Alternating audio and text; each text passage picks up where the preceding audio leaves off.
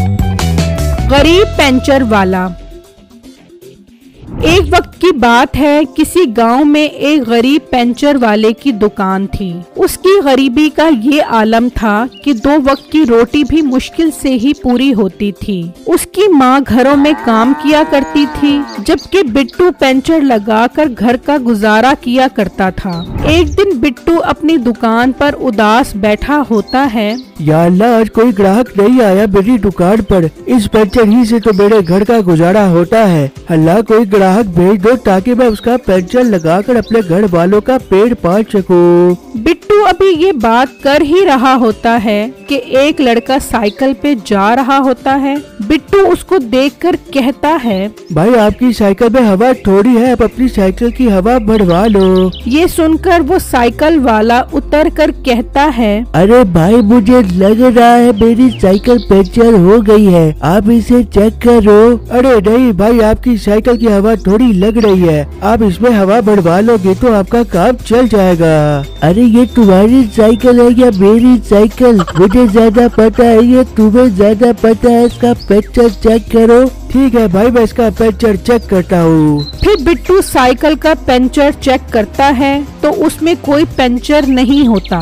अरे भाई, मैंने कहा था ना इसकी हवा कम है, साइकिल पंचर नहीं है आपकी। आपने खाब मुझसे इतनी मेहनत करवा के मेरा टाइम जाया किया है। अरे भाई, अगर आप चाहते तो मुझे ये भी कह सकते थे कि साइकिल पंचर है, लेकिन आपने ऐसा नहीं किया। आप तो बहुत ईमानदार हो। अरे भाई, बस ईमानदारी से रोजी करके अपने घर वालों का पेट पालता हूँ। अरे भाई, आप इतने मुश्किल वक्त में भी ईमानदारी से काम कर रहे हो, मैं आपको इसका इनाम दूंगा। फिर वो ग्राहक बिट्टू को ईमानदारी के पैसे देकर वहाँ से चला जाता है। शाम में बिट्टू घर जाता है तो उसकी माँ उसे खाना देती है। अम्मी जान, आपने आज फिर दाल बढ़ाई है, आपको पता भी है मुझे दाल पसंद नहीं है। बेटा, जितने पैसे तू कमाता है उससे दाल ही बन सकती है। अब मैं मुर्ग मुसल्लन तो बना नहीं सकती इन पैसों से। हाँ बेचारा, बात तो ठीक कर रही हो। अच्छा, अभी मुझे याद आया, आज मैं दुकान पर बहुत उदास बैठा हुआ था कि एक ग्राहक मेरी दुकान पर आया। वो मेरी ईमानदारी से इतना खुश हुआ कि मुझे 100 रुपए का इनाम देकर चला गया।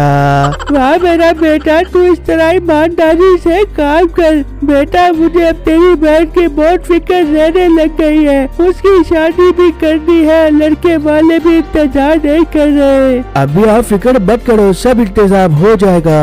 बेटा, कैसे फिक्र ना करूँ, एक तो वो मालकन बहुत बदतमीज है, जरा सा काम गलत हो जाए तो वो मुझे बहुत बुरा भला कहती है। मैं सोच रही हूँ कल उससे अपनी बेटी की दहेज के पैसे मांगू, इस तरह तेरी बहन की शादी हो जाएगी। फिर अगले दिन बिट्टू की माँ काम कर रही होती है तो वो अपनी मालकिन को कहती है, मालकिन, मैंने आपसे जरूरी बात करनी है। हाँ बोल, क्या बात करनी है? मालकिन, इस बार मेरी बेटी की शादी है, मुझे उसके दहेज के लिए पैसों की जरूरत है। अगर मेरी थोड़ी सी मदद हो जाए। अम्मा मेरी बात सुनो, तुझे यहाँ काम करते हुए दिन कितने हुए जो पैसों का मुतालबा शुरू कर दिया है? नहीं, यहाँ क्या दरख्त लगा हुआ है जो नोट तोड़ तोड़ कर तुझे देते रहे? मालकिन, हम बहुत गरीब लोग हैं, अगर आप मेरी मदद नहीं करोगी तो मेरी बेटी घर बैठी रह जाएगी। अच्छा, चुप कर, ज्यादा मगरमच्छ क्या सुना निकालियो। मैं शाम में अपने बंदे से बात करती हूँ, थोड़ा हौसला कर। फिर शाम में उसका शौहर मीठा आता है तो नसीबो कैंची उसे कहती है, हाँ मिट्टे, खड़ा लगा दूं तेरे लिए, बहुत थका हुआ आया लगता है। अरे बेगम, आज बहुत थक गया हूँ, मेरे लिए खाना भी लगा और आज जरा मेरी टांगे भी दबा, काफी थकन हुई पड़ी है। मिठे, ज्यादा फ्री होने की जरूरत ना है, हाथ पकड़ा रही हूँ तो हाथ पकड़, बाजू न पकड़ियो।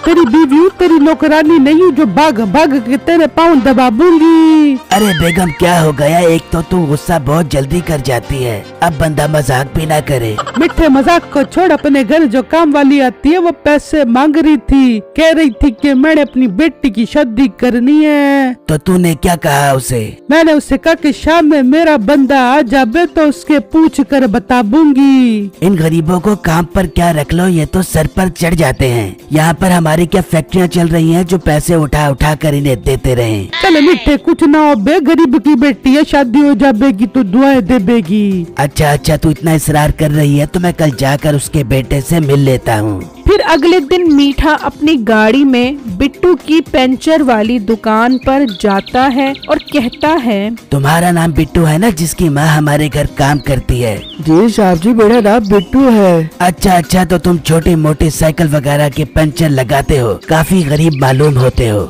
जी साहब जी, हम काफी गरीब लोग हैं। मैं काफी मुश्किल से अपने घर का गुजर बसर करता हूँ। हाँ, वो तो तुम शक्ल से ही गरीब नजर आ रहे हो। तुम्हारी माँ हमारे घर आई थी और भीख मांग रही थी कि मैंने अपनी बेटी की शादी करनी है, हमें पैसों की बहुत जरूरत है। वो अभी ये बातें कर ही रहे होते हैं कि बिट्टू की बहन आ जाती है। बिट्टू भाई, अम्मी आपको बुला रही हैं, आकर खाना खा लो। अरे शबिया, तुम यहाँ क्यों आ गई? तुम्हें घर पर बैठना चाहिए था पर्दे के साथ। लड़कियों का इस तरह घर से बाहर निकलना अच्छी बात नहीं होती। अच्छा भाई, मैं घर जा रही हूँ, आप घर आकर खाना खा लेना। ये कहकर वो वहाँ से चली जाती है तो मीठा कहता है, ये तुम्हारी बहन है जिसकी शादी करनी है? जी साहब जी, ये मेरी ही बहन है। बिट्टू तुम फिक्र मत करो, मैं सारे पैसों का बंदोबस्त कर दूंगा। तुम्हें फिक्र करने की कोई जरूरत नहीं है। मैं अभी जाकर तुम्हारी माँ से मिल लेता हूँ। फिर मीठा बिट्टू की माँ से मिलने उसके घर चला जाता है। माँ जी, मुझे मेरी बीवी ने बताया था कि आपको अपनी बेटी की शादी के लिए पैसों की जरूरत है। हाँ बेटा, पैसों की बहुत जरूरत है ताकि मैं अपनी बेटी की शादी कर सकूँ। हाँ माँ जी, आपको परेशान होने की कोई जरूरत नहीं है। मैं सारे पैसों का बंदोबस्त कर दूंगा, बस आप एक बार हाँ कर दो। किस बात की बेटा?